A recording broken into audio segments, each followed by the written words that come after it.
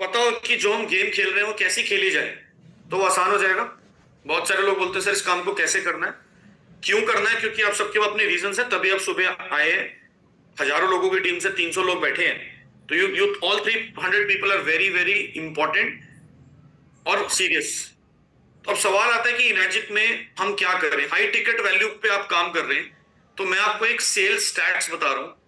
अगर वो sales stats को आप समझ गए, आपको कभी भी निराशा नहीं आएगी इस धंधे में। चलिए लेट्स गो हेड। तो मैं आपको स्लाइड शेयर करूंगा, आप चाहें तो लिख सकते हैं, आपको काम आएगा, आप अपनी टीम को बता सकते हैं। और ये जो भी डेटा मैं आपको शेयर कर रहा हूं, this is proven international data.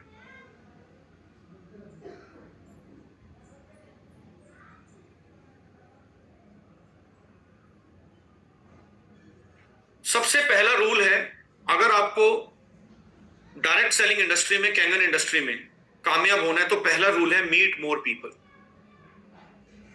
और दूसरा रूल है, रूल नंबर 1 को फॉलो करना, दैट्स इट, और कोई रूल नहीं।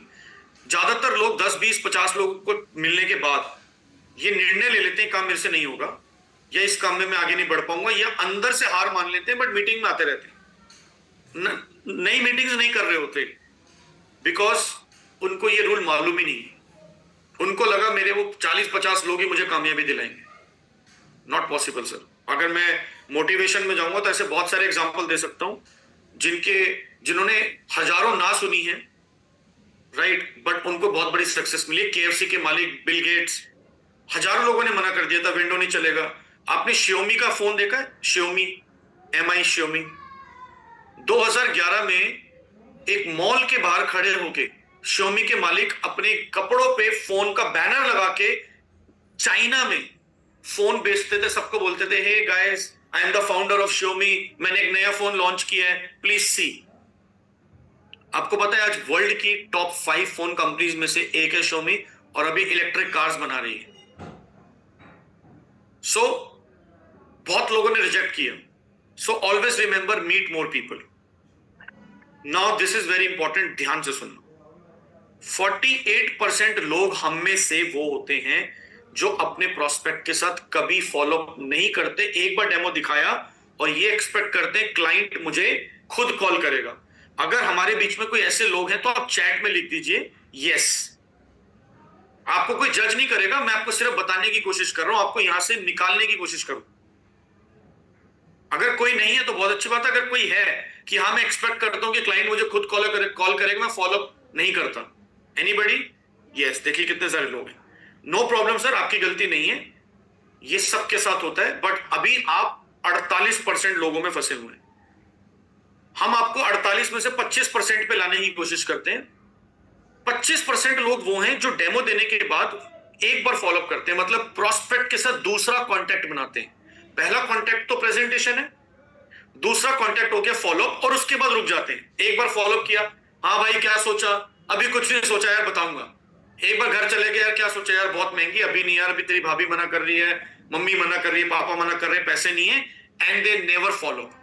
क्या आप में से कोई ऐसे लोग हैं जो पहले फॉलोअप के बाद फॉलोअप नहीं करते? Yes, there are many people, see this, chat में लोग लिख रहे हैं। चलिए आगे चलते हैं। 12% लोग वो हैं जो प्रोस्पेक्ट के साथ तीसरा कांटेक्ट बनाते हैं, मतलब दूसरी बार फॉलोअप करते हैं और रुक जाते हैं और डिसाइड कर लेते हैं अब ये नहीं लेगा, या इसको जब भी चाहिए होगा मेरे पास खुद आ जाएगा। 10% लोग ऐसे हैं जो 3 से ज्यादा फॉलोअप करते हैं। 10%। तो पहले तो एक चीज ठान लो, आपको आज 48 में से 25 12 में नहीं जाना, 10 में आना है। एटलीस्ट आप अपनी कैपेसिटी बढ़ाओ फॉलोअप की। अगर आप फॉलोअप नहीं करते थे तो कम से कम 3 बार का डिसीजन ले लो। लेकिन अगर आपको इस गेम को जीतना है, इस गेम का मास्टर बनना है, और बोलते हैं कि in direct selling you can write your own cheque, आप अपना चेक खुद लिख सकते हो डायरेक्ट सेल में। अगर आप चाहो 10 लाख रुपए का, तो आप 10 लाख का चेक लिख सकते हो अपने हाथ से। अगर वो वाला इंसान बनना है तो ध्यान से सुनिए, अब आंकड़े सुनिए। सिर्फ 2% सेल डेमो पे मिलती है, पहले डेमो पे आप गए और चेक लेके आ गए, ओनली 2%। अगर मैं एग्जांपल ले लूं, किसी का भी एग्जांपल ले लेना, अपने आप से बात कर लेना कि आपके टोटल नंबर ऑफ सेल कितनी है और पहले डेमो पे कितनी सेल मिली है, उसका सर्वे निकाल लेना। लेकिन ये नहीं कि अभी आपकी 2 4 5 हुई हैं, उस सर्वे ऐसे नहीं निकलता। मेजोरिटी जो 6 है मैं उसकी बात कर रहा हूं, आपकी 100 सेलों में कितनी सेल आपको डायरेक्ट में मिली, मतलब फर्स्ट कांटेक्ट में मिली, और कितनी आपको आगे मिली। देखिए 3% सेल पहले फॉलोअप में मिलती है, मतलब दूसरे कांटेक्ट। तो जो लोग 25% लोग सिर्फ एक फॉलोअप करते हैं, मतलब दूसरा कांटेक्ट बनाते हैं, उनको अपने टोटल बिजनेस का, टोटल वर्किंग का 3% रिजल्ट मिलेगा। अगर आप 100 प्रेजेंटेशन कर रहे हैं तो आपको 3 ऑर्डर, 4 ऑर्डर, 5 ऑर्डर से ज्यादा नहीं मिलेगा। 5% सेल आती है दूसरे फॉलोअप पे, मतलब तीसरा कांटेक्ट बनाने में। पहला कांटेक्ट डेमो, दूसरा फॉलोअप, तीसरा फॉलोअप। 10% सेल आती है चौथे कांटेक्ट। ध्यान से सुनना, 10%। But you will be surprised, 80% sale आती है 5वें से 12वें फॉलोअप। 80%। मैं आपको सच बात बताऊं, हम क्यों फेल हो रहे हैं, क्यों हमारे आंकड़े कम हैं? हमारा फॉलोअप वीक है। प्रेजेंटेशन में कोई दिक्कत नहीं, इंटेंशन में कोई दिक्कत नहीं, सिर्फ हम फॉलोअप कम करते हैं। हम सामने वाले के बारे में ज्यादा सोचते हैं, यार ये बुरा तो नहीं मान जाएगा। वो कितनी एग्जांपल आपने सुने कि गाय दूध देती नहीं है, गाय का दूध निकालना पड़ता है। प्रोस्पेक्ट कभी भी पैसा देता नहीं, उससे निकलवाना पड़ता है। विनय शर्मा जी सामने बैठे हैं। विनय जी एक बात बताइए, अगर आप इमेजिन करिए आप 2.5-3 लाख रुपए बचा लेते, क्या होता सर आपके जीवन में? लाइफ चल रही थी वैसे चलती रहती? बिल्कुल। आज आपको कैंगन में आने के बाद लाइफ कैसी दिख रही है?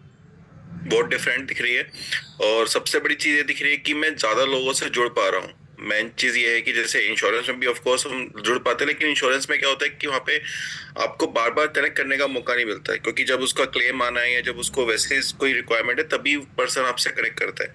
बट यहाँ क्या है, जैसे हमें उसको बार बार उसी पर्सन से जुड़ने का मौका मिलता है, जैसे चाहे उसकी ई क्लीनिंग हो या डीप क्लीनिंग हो, या बार बार हम उसके पास एक रिलेशन बिल्ड करने का। नहीं, मैं ये पूछ रहा हूँ आपकी लाइफ में कैंगन में आने के बाद क्या चेंज है? सर लाइफ में तो बहुत चेंज आया सर। ओके, थैंक आपको यू। बताइए सर, मैंने नई गाड़ी भी ली थी तो वो इसी उस पे ली थी 2 साल पहले। राइट, और जो इनकम है वो आपको पता ही है सारी चीजें sir. Right, great. So thank you Vinay ji. अगर विनय जी ने मुझे पहली बार मना किया, पहली मीटिंग में, मैंने उनको ये नहीं बोला ठीक है विनय जी घर जाइए और बता देना। मुझे पता था विनय जी दोबारा मिलेंगे ही नहीं। कितनी बार विनय जी ने उस वक्त ना बोला सर पैसे नहीं है, और वाकई में ही विनय जी सच बताना, सब कुछ सुन रहे फैमिली है, उस समय आपकी एवरेज इनकम कितनी थी और मशीन कैसे लिया आपने? सर एवरेज इनकम महीने की उस समय मेरी 50,000 के आसपास थी, 50 to 60,000 के आसपास। और मशीन लेने के लिए मेरे पास क्रेडिट कार्ड थे 2, जिसमें से एमएक्स का क्रेडिट कार्ड था 2,20,000 की लिमिट उसमें थी, और एक एसबीआई का क्रेडिट कार्ड था तो 60,000 उसमें से स्वैप किया था, और उसकी हमने 2 साल की ईएमआई बनाई थी जो लगभग 13-13,500 रुपए के आसपास आया था। तो डिफिकल्ट डिसीजन था बहुत ज्यादा। Right, thank you.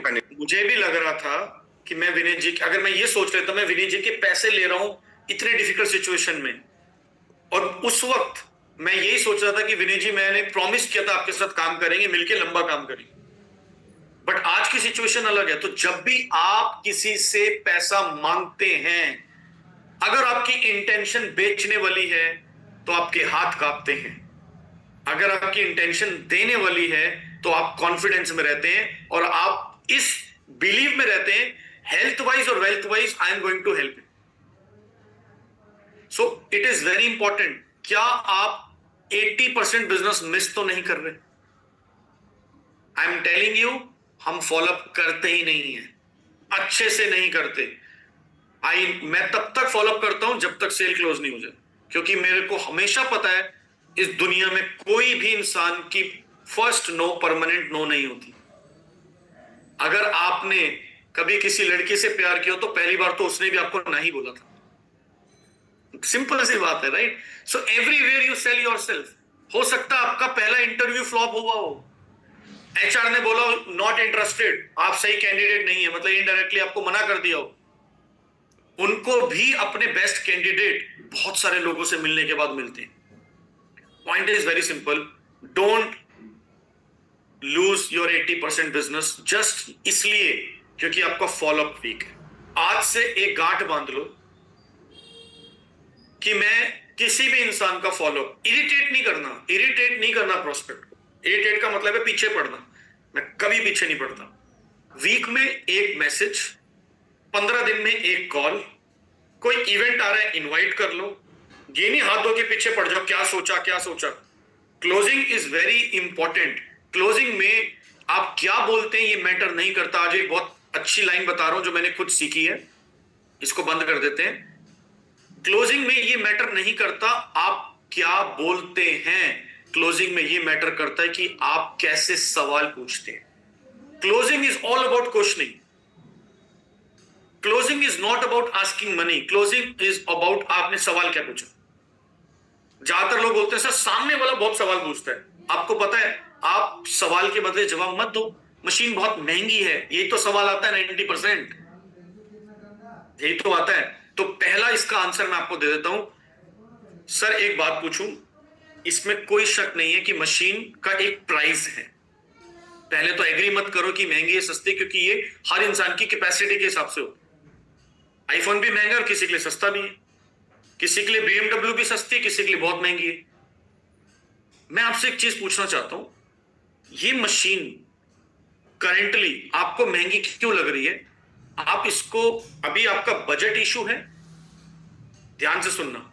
आपने मेरे को बोला कि ये मशीन बहुत महंगी है, तो मेरा सवाल क्या है, सर ये मशीन आपको इसलिए महंगी लग रही है क्योंकि आप इसको अफोर्ड नहीं कर सकते अभी, या आपको सच में 3.25 लाख रुपए महंगे लग रहे? तो सामने वाला क्या बोलेगा, नहीं मनीष भाई प्रोडक्ट बहुत अच्छा है बट अभी मेरी अफोर्डेबिलिटी इशू है। आप उसको कितना भी समझा लो ये एंटीऑक्सीडेंट पानी है। टॉक ऑन बिजनेस, बिजनेस पे बात करो।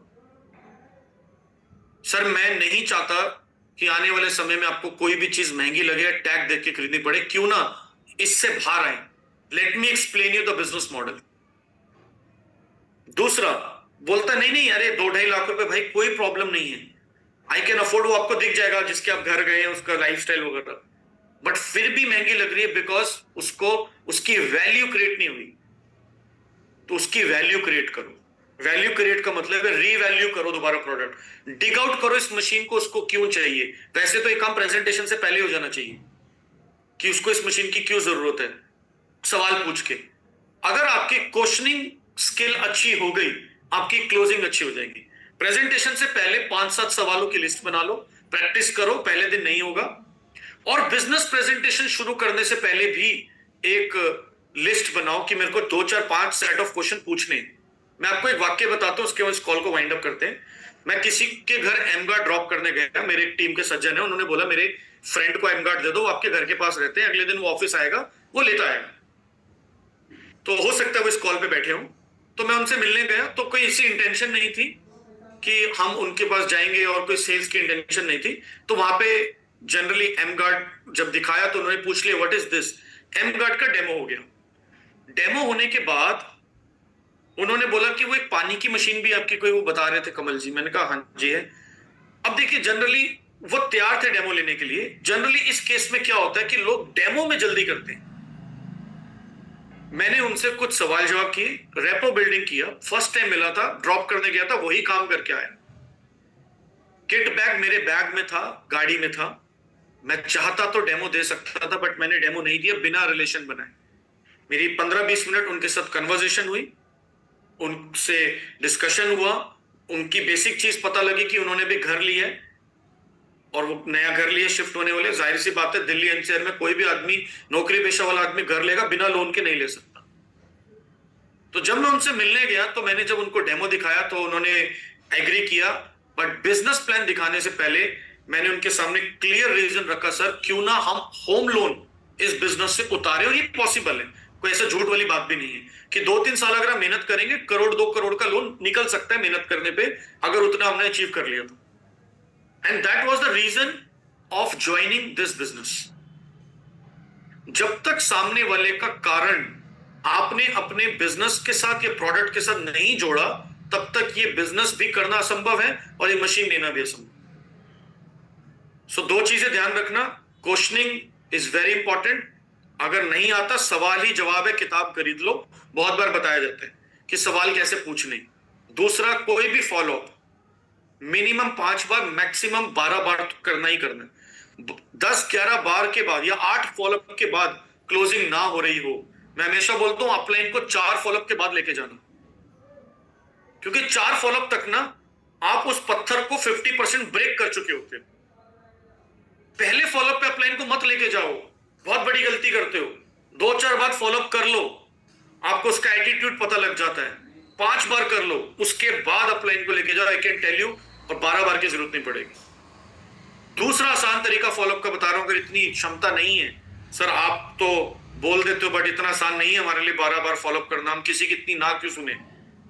एक इवेंट 12 फॉलोअप से भारी पड़ता है। अगर आप उस प्रोस्पेक्ट को गलती से इवेंट पे ले जा पाए, चाहे छोटा हो बड़ा हो जूम हो, तो वो आपका फॉलोअप का काम अपने आप कर देगा साइलेंटली। आपको सिर्फ ये पूछना है लास्ट में, भाई पेमेंट आप कैसे दोगे, चेक से या क्रेडिट कार्ड से या एनईएफटी से। कभी ये मत पूछना क्या डिसाइड किया। जब भी मैं क्लोजिंग करता हूं, अभी जो लास्ट जैसे कुछ क्लोजिंग्स हुई, तो मेरा डेमो के बाद, बिजनेस प्लान के बाद पहला सवाल ये होता है, मैं कोई पूछता ही नहीं कैसा लगा, क्या लगा, वगैरह वगैरह। सर, इस मशीन को खरीदने के लिए आपका पेमेंट मोड क्या रहे? You want to go for one time, आप एक बार में पे करना चाहते हैं, या आप क्रेडिट कार्ड से ईएमआई कराना चाहते हैं? अच्छा, इसमें ईएमआई ऑप्शन भी है। सवाल देखिए, अब मैं उस कन्वर्सेशन को वहां ले जाना चाहता हूं जहां क्लोजिंग होगी। हाँ जी, ईएमआई ऑप्शन भी है। अच्छा, कितने की ईएमआई बन जाती है? सर 25,000 के आसपास की बनेगी। अच्छा, इसमें कुछ इंटरेस्ट भी लगता है? हाँ सर, मामूली सब कुछ 8-9% का फ्लैट इंटरेस्ट होता है, ज्यादा नहीं है। तो try to make things easier for the people and you will be a winner. तो आई थिंक काफी चीजें हमने कवर कर ली हैं।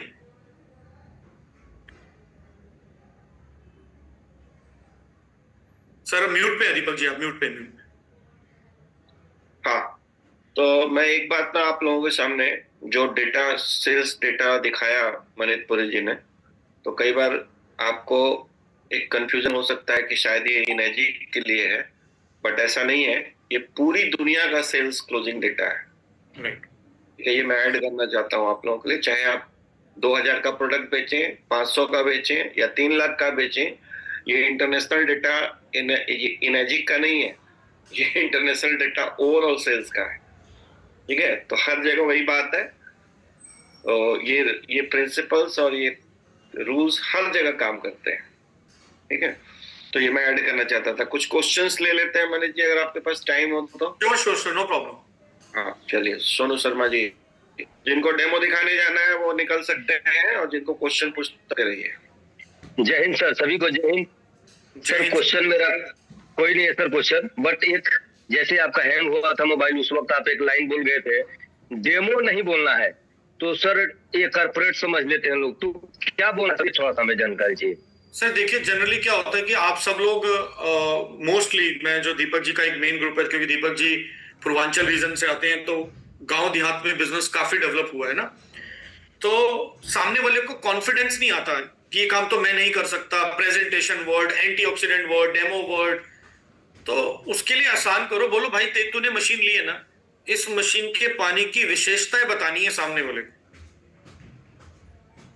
3 विशेषता है।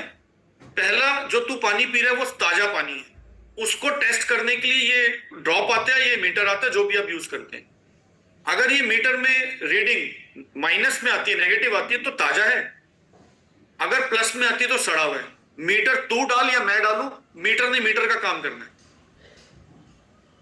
दूसरा, अगर पानी लाल पीला हरा हो जाए तो एसिडिक है, पर्पल नीला हो जाए तो एल्कलाइन है, तो जो कैंगन है वो एल्कलाइन है। तीसरा, अगर ये जीरे में ग्रीन टी में घुल जाए तो पतला है, नहीं घुले तो मोटा है। तो इतने आसान कर दो सामने वाले के लिए, फिर धीरे धीरे पता क्या होगा कि जब वो डेमो देंगे, फिर वो 4 डेमो और सुनेंगे, फिर यूट्यूब पे जाएंगे, वो अपने आप सीख लेंगे। एंटीऑक्सीडेंट भी कोई शब्द होता है, एल्कलाइन भी कोई शब्द होता है, आप समझ रहे हो, माइक्रो क्लस्टरिंग भी कोई शब्द होता है, वो प्रोसेस में अपने आप सीख जाएंगे। बट पहले दिन अगर ये सिखाने की कोशिश करी तो बहुत सारे लोग बैकफुट पे आ जाते हैं, अरे बहुत साइंटिफिक काम है, बहुत डिफिकल्ट काम है। और लैपटॉप मत यूज करो, जैसे सुदेश जी हमेशा बोलते हैं। अगर आप मेरा बैग देखेंगे ना, मेरे बैग में इतनी भी जगह नहीं है कि एक फाइल आ पाए, मेरा बहुत छोटा बैग है। सामने वाले को ये नहीं दिखना चाहिए कि आप इतना बड़ा बैग एक सेल्समैन की तरह आ रहे हैं। आप एक 2.25 लाख रुपए के प्रोडक्ट के डिस्ट्रीब्यूटर हैं, उस जैसा बनना भी पड़ेगा। जैसे मैं शुरू में एक बात बोल रहा था, अगर आपको सैलरी पे हायर किया जाता तो दीपक जी ने बोला हमको, हम में से कोई हायर ही नहीं होता, क्योंकि वो आपकी कम्युनिकेशन देखते, आपकी पर्सनालिटी देखते, आपका पहनावा देखते। तो एटलीस्ट हम हायर हो तो चुके ही है ना, तो वैसा धीरे धीरे बनना पड़ेगा। बट टीम के लिए आसान करो शुरू में, टीम को पुश मत करो, नहीं तेरे को अपना ड्रेसिंग चेंज करना है, नहीं सर, इजी रखो। आज भी देखो मांडा जी -2 है, दीपक जी की टीम के एक बहुत अच्छे जावा सिपाही हैं, लेकिन आपने उनका ड्रेसिंग सेंस आज भी देखो, कोट पैंट नहीं पहनते, क्या वो -2 नहीं बने? तो थिंग्स आर वेरी इजी, मन होगा तो हो जाएगा, क्योंकि हम एक टिपिकल एमएलएम कंपनी में नहीं है। मैं इस बात को बहुत गर्व महसूस करता हूं कि it is not a typical MLM company. हमारा प्रोडक्ट बहुत सॉलिड है। तो प्रोडक्ट को आसान बनाओ, काम को आसान बनाओ। और कभी भी किसी को बिजनेस प्लान सिखाना है, बहुत टिपिकल टेक्निकल बिजनेस प्लान, आपको पता है कई पहली बार तो समझ ही नहीं आता। किसी को भी सिखाना है 3A तक पहला सिखाओ, कि तू 3A तक दिखाना सीख ले, तेरी मशीन 3A तक फ्री हो जाती है, तो 3A तक ही दिखाना आ जाए उसको। उसके बाद 4A 5A 6A step by step. तो ऑल थिंग इजी करना है, मतलब काम कहने का पर्पस ये है। सोनू जी, कहने का मैं थोड़ा समराइज कर दे रहा हूँ। आपने डेमो देना है किसी को, जैसे आप किसी को कॉल करते हो तो एक डेमो दिखाना है, आपको एक प्रेजेंटेशन देना है। इसकी बजाय ये बोल सकते हैं कि मैंने एक मशीन ली है, उसकी विशेषता आपको दिखाना चाहता हूँ। बिल्कुल, यस बिल्कुल, ये वर्ड सही है। विशेषता क्या है इसकी, लोग समझते भी इस चीज को, विशेषता, हाँ भैया विशेष है कुछ। हाँ, thank you Shashi ji. Thank you sir. आवाज नहीं आ रही शशि जी आपकी। नमस्कार सर, आवाज आ रही है? आ रही है, अब आ रही है। Thank you very much sir, wonderful session. मैं ऑलवेज आपके यूट्यूब चैनल, आपके मीटिंग के थ्रू लर्निंग करते रहता हूँ। लास्ट अभी मलेशिया में हम लोग मिले थे। Right sir, thank you. और टेक अवे मिलता है आपके मैसेज, आप इंटरनेशनली लेवल पे भी बिजनेस को जो बिल्ड करते हो, आई नो। तो उस टिप्स को भी थोड़ा सा अगर कुछ डिलीवर कर सकते हैं, how we can approach to someone person who is out of India. First of all, जो बिजनेस हमने मलेशिया में स्टार्ट किया तो उसमें ऑब्वियसली मेरा कोई अकेले का एफर्ट नहीं है। हमारी टीम के जो मेरे पुराने सीनियर थे तो वो टॉप पोजीशन पे थे उस कंपनी में। तो ऐसे मलेशिया में भी एक हमारे लीडर थे जो अपनी कंट्री में टॉप पोजीशन पे थे और बहुत ही हाईली सक्सेसफुल पर्सन है। मतलब शायद उनका जो घर है वो 80 से 100 करोड़ का है जिसमें वो रहते हैं मलेशिया में। राइट, आप सैमसिया जी के घर पे गए हैं ना? राइट, आप समझ लीजिए उससे लगभग 2 टाइम्स 3 टाइम्स और बेटर मान लीजिए, है ना? तो ऐसा उनका लाइफस्टाइल है। तो अब ऐसे इंसान को आप क्या करेंगे? मशीन वो पहले ले चुके थे किसी और से, उनके घर केट लगी हुई थी। तो हमने सिंपल उनको बिजनेस के बारे में बात की, कॉन्फिडेंस दिया कि आपके साथ मिलके हमें पूरा एशिया डेवलप करना, राइट। और जो काम हमने पहले पुरानी कंपनी में किया था उससे 10 टाइम्स करेंगे ज्यादा। और कभी भी हमने उनको ये फील नहीं होने दिया कि वो हमारे डाउनलाइन है, वो उनके अपलाइन है। मैं आज भी उनको बॉस बोलता हूँ।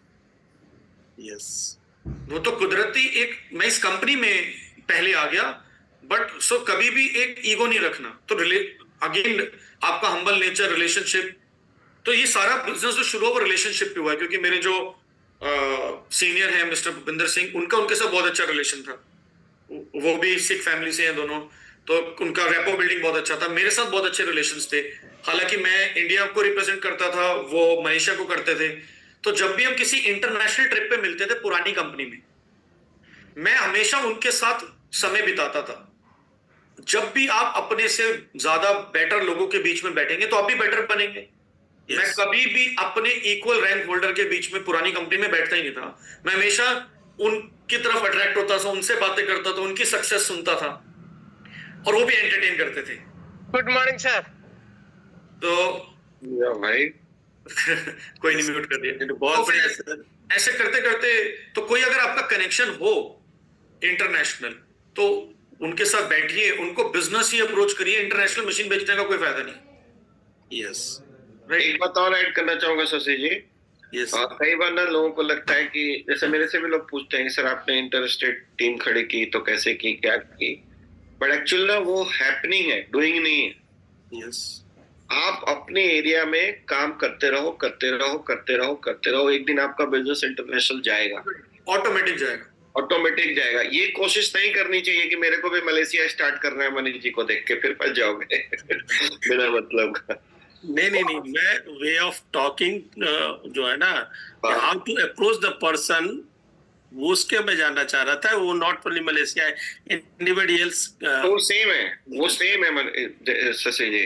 मेरा अपना एक मानना है, बहुत अंदर से मैं बिलीव करता हूँ कि हम सब जो 800 करोड़ की आबादी है ना पूरा वर्ल्ड वाइड, सबके सेम इमोशंस हैं और सब सेम है कहीं ना कहीं किसी लेवल पे। ठीक है, सबका खून का रंग लाल है और सबको अप्रोच करने का तरीका भी सेम ही होता है, बस लैंग्वेज चेंज होता है। और ये मनीष जी के साथ एक प्लस पॉइंट है कि दिल्ली से पढ़े लिखे हैं तो इनकी इंग्लिश बहुत फ्लुएंट है, तो ये इंटरनेशनली काम कर पा रहे हैं। जिनकी इंग्लिश फ्लुएंट नहीं है भैया, इंडिया ही बहुत बड़ा है, कोई टेंशन की बात नहीं। सर होता क्या है, जब मैं पहली बार चेन्नई गया था एक एग्जीबिशन को अटेंड करने, इंग्लिश का ई बोलना नहीं आता था। अच्छा, कब की बात है? 2011 की बात है। अच्छा, इम्प्रूव किया है आपने मतलब। तो आप यकीन मानना, इंग्लिश मूवीज देखना, उसके सबटाइटल्स पढ़ना, एंड ग्रामर बुक्स, चलो बेसिक ग्रामर आती थी, तो कहने का पर्पस ये अपनी प्रोनाउंसिएशन ठीक करना। जैसे मान लो आप बिहार से, तो आपका प्रोनाउंसिएशन एक पंजाब के पर्सन से अलग होगा, क्योंकि हमारी लोकल लैंग्वेज अलग है ना। जैसे कुछ लोग बिहार के, कुछ लोग शाह को सा बोलते हैं, केरला चले जाएंगे वो अलग लैंग्वेज बोलते हैं। तो अपनी, मैं सुनता था जो वर्ड में डिफिकल्ट बोल रहा हूँ, क्या वो सही बोल रहा हूँ? तो self improvement is very important. Yes, सही बात है। अगर ग्लोबल बिजनेस ले जाना है तो ग्लोबल सिटीजन बनना पड़ेगा पहले, जरूरी है। मेरे भी एयरफोर्स के कारण अंग्रेजी थोड़ी बहुत मैं जो अच्छी बोल लेता हूँ, वो एयरफोर्स के कारण ही है सर। तो हाँ, तो आपका बहुत पास्ट, बहुत फर्क पड़ा है। आपका पास्ट भी बहुत बड़ा रोल प्ले करता है ना। जैसे मनीष जी का जो मलेशिया स्टार्ट हुआ, ये उनके पास्ट के अच्छे कर्म से वहां से लोग मिले हैं। Yes yes. और मेरे साथ भी वही हुआ। जो नए लोग आते हैं, फर्स्ट टाइम इनेजिक में आए हैं, तो उनको अपने रिलेटिव और दोस्तों और जानकारों पर डिपेंड रहना पड़ता है। और मैंने स्टार्ट की तो मुझे, या मनीष जी ने स्टार्ट किया तो इनको रिश्तेदारों के चक्कर में हम नहीं पड़े, क्योंकि हमारे पास लिस्ट थी वैसे लोगों की, इसलिए हमारा ग्रुप थोड़ा अलग हुआ। तो आपका पास्ट भी ना आपको या तो पनिश करेगा या रिवॉर्ड करेगा, बात मैं हमेशा बोलता हूँ। कर्मों का फल मिलेगा ही मिलेगा। अब मिलेगा शुरुआती में। पनिश भी थोड़े टाइम के लिए करेगा, वो आपको अपने कर्म वो भोगना पड़ेगा, फिर उसके बाद फिर ठीक हो जाएगा। Thank you very much, so nice of you. Anuj ji कुछ बोलना चाहते हैं? हेलो। हाँ जी अनुज जी। हाँ सर, बहुत जबरदस्त सेशन था, बहुत सीखने को मिल रहा है मेरे को। मैं जैसे आज आपने चैलेंजेस पर बात की, ज्यादातर जिस तरह के चैलेंजेस आते हैं और उसके बारे में सही माइंडसेट क्या होना चाहिए, लेकिन जो अलग अलग स्किल्स हैं हमारी शुरू से लेके आखिर तक, उनमें और क्लोजिंग भी है, उसमें इनवाइट करना भी है, लिस्ट मेकिंग में भी अलग अलग ओपिनियन है। किसी दिन मैं चाहता हूँ दीपक सर से कि अलग अलग स्किल्स में किन बातों का ध्यान रखना चाहिए, इसमें आपने खुद अपने प्रैक्टिस से जो एक्सपीरियंस किया हो और अपने खुद के एक्सपीरियंस आप उसके बारे में बताएं। मैं वैसे क्वेश्चन आस्किंग क्वेश्चंस वाला इशू है। दो तीन मिनट में आपको 7 स्टेप लिखवा देता हूँ, ट्रेनिंग कभी बाद में कर लेंगे स्टेप। हाँ, तो बोलते हैं 7 की रिजल्ट एरिया ऑफ सेलिंग। जो पहला एरिया है वो है प्रोस्पेक्टिंग।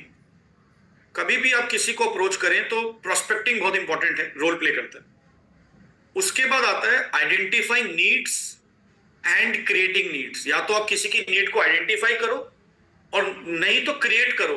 कई बार कोई बंदा बोलता है बिजनेस प्लान देखने से पहले आई एम सेटिस्फाइड, घर की छत टूटी होती है, मारुति 800 गाड़ी है, तो उसको नीड एहसास दिलाओ, क्रिएट करो। भाई तू सेटिस्फाइड हो सकता है, लेकिन योर वाइफ, योर बच्चे, your parents, they are still struggling. तीसरा आता है रेपो बिल्डिंग। ये है खेल। रेपो बिल्डिंग का मतलब होता है सामने वाले के साथ कनेक्ट करना किसी भी कॉमन टॉपिक के ऊपर। आप क्रिकेट खेलते हैं, सामने वाला खेलता है, कनेक्ट हो जाएंगे, राइट। पॉलिटिक्स, पीसीआर अवॉइड करना है, पॉलिटिक्स, कास्ट, रिलीजन, उस पर कनेक्ट नहीं करना, क्योंकि सबके अपने अपने व्यू हो सकते हैं, है ना। तो किसी कॉमन टॉपिक के ऊपर कनेक्ट करना, वो किसी उस एरिया से, जिस एरिया से आप हो, वहां से उसकी स्कूलिंग, कुछ भी हो सकता है ना।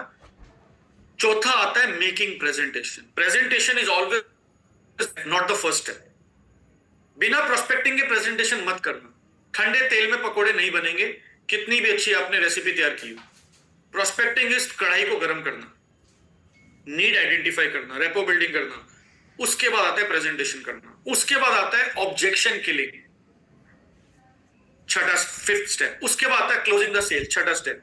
सातवां स्टेप आता है जब वो ज्वाइन कर गया एज अ कस्टमर तो उसको अच्छी सर्विस देना, एज अ डिस्ट्रीब्यूटर तो उसको आगे लेके चलना, डुप्लीकेट। तो ये 7 स्टेप में हमारा धंधा सिमटा हुआ है। तो इस 7 स्टेप के ऊपर प्रैक्टिस करो, प्रोस्पेक्ट लिखो। अब आप बोलोगे कौन सिखाएगा? हम टिप्स दे सकते हैं, सिखाने वाला प्रोस्पेक्ट है।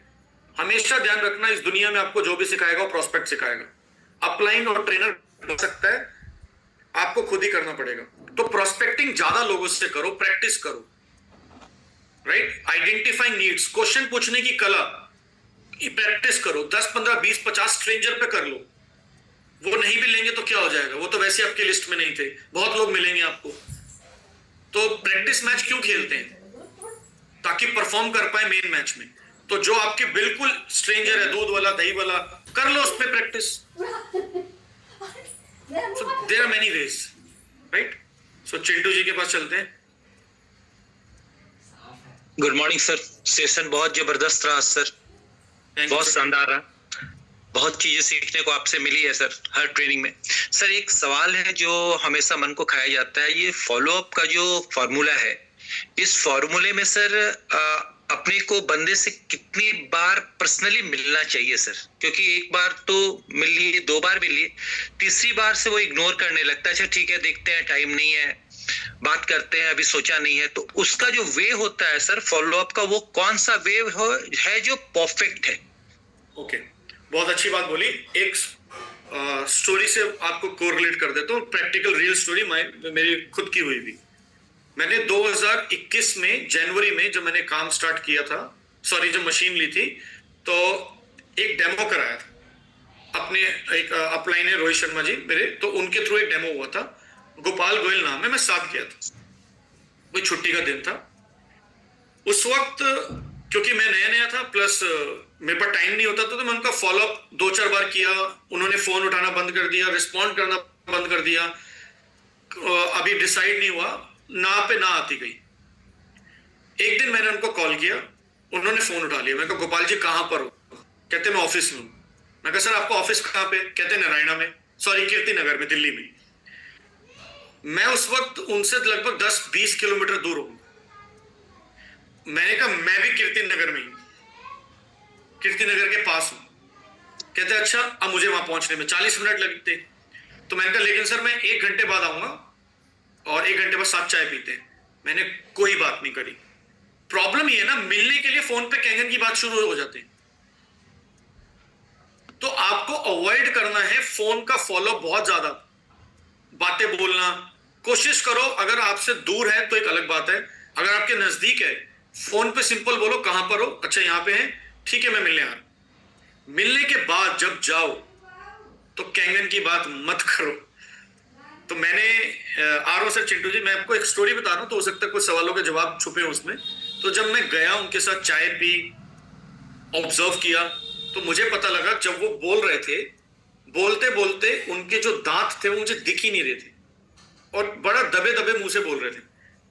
मैंने उनसे पूछा कि गोपाल जी क्या हुआ, सब ठीक है आपका, कुछ दिक्कत है चेहरे में मुझे लग रहा है आज। कहते मनीत वो ना मेरे दांत पे डायबिटीज आ गई है, तो मेरे को 8 दांत निकलवाने पड़े, अभी उसका प्लांटेशन होना है। अब सोचो आप, ये जब बात उन्होंने बोली तो मैंने उनको एक चीज बोली, मैंने कहा सर मुझे नहीं पता आप इस बात को कैसे लेंगे, लेकिन मेरा मानना यह है आपके घर पे कैंगन होनी चाहिए, आपने खरीदनी नहीं है, मैं भिजवा रहा हूं, जब आपको लगे पैसे देने चाहिए आप दे देना, अभी आपके लिए बहुत ज्यादा जरूरत है। मैं एक्चुअल रीजन तक पहुंचना चाहता हूं। रीजन प्राइस नहीं था, मुझे पता ही कैन अफोर्ड। ध्यान से सुनना। उन्होंने बोला मनीत भाई तेरी भाभी नहीं मानती।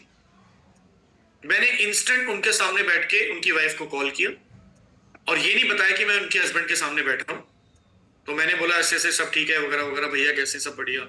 आपको भाभी मैंने 8 महीने पहले एक डेमो दिखाया था। अरे हाँ भैया वो बहुत ना महंगी मशीन है, आपके भैया ही मना कर रहे थे। भैया तो सामने बैठे, भैया सुन रहे हैं। तो मैंने कहा कि मैं शाम को घर आ जाऊं, तो कहते हैं भैया से पूछ लो, भैया गुस्सा ना हो। मैंने कहा आपको तो कोई एतराज नहीं है, मैं शाम को दोबारा आना चाहता हूं। तो कहते हैं हाँ आ जाइए। भैया ने तो यस करी थी, आप आ जाओ, और गया और 1 शॉट में पेमेंट हो गया। अब इस पूरे वाक्य में अगर एक चीज मैं समझूं, मैं फॉलोअप में ऊपर ऊपर फॉलोअप कर रहा था, मशीन ले लो मशीन ले लो। जब मुझे एक्चुअल जड़ पता लगी, वो डायबिटीज वाली, वो जो दांत वाली problem, people don't buy product, they buy solution for their problem. Right sir. So follow up के अंदर प्रॉब्लम डायग्नोस करो। आपने नीड्स देख ली उनकी। हाँ, मुझे वो प्रॉब्लम प्रेजेंटेशन में नहीं दिखी थी। और शर्मा जी जो मेरा अपलाइन है, उनका काम था डेमो देना, वो डेमो देके चले गए। उसके बाद तो काम मेरा है ना, मेरा प्रोस्पेक्ट है। तो try to find out actual problem. अगर फाइनेंशियल प्रॉब्लम होती तो मैं बिजनेस प्लान पे बात करता। आइडेंटिफाई द प्रॉब्लम्स की सामने वाले के पास क्या प्रॉब्लम्स है, उसको सॉल्यूशन दूंगा तो सर वहां पर काम बन जाएगा। एंड यू शुड यस, और आपको ऐसा साउंड होना ही नहीं है कि आप बेचने के लिए बैठे हो। मैंने ये बोला था, मैंने कहा सर मैं मशीन लगा रहा हूं, जब भी आपका मन करे आप ले लेना, लेकिन अब आपको ये पानी पीना पड़ेगा छोटे भाई की, आपका छोटा भाई बोल रहे हैं। तो relation building, make him feel कि आप उसके अपने हैं। अगर आपके दिमाग में कमीशन चल रहा है तो आप रिलेशन लूज कर देंगे। अगर आपके दिमाग में रिलेशन चल रहा है, कमीशन तो अपने आप आएगा। तो don't work for commission, only work for relation. Thank you sir, thank you. Thank you. बहुत बढ़िया। सुमित जी।